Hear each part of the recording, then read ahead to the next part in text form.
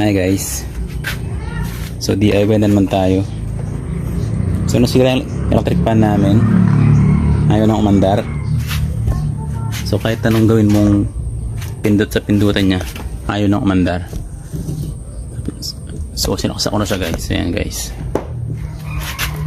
Ayaw nang umandar. Number 1. Wala. Number 2. Wala rin. Meron na siyang tumutunog na ano sa makina niya pero ayaw talaga. So try pa rin natin number 3.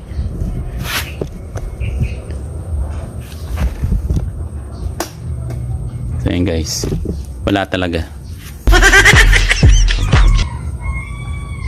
Wala. No reaction.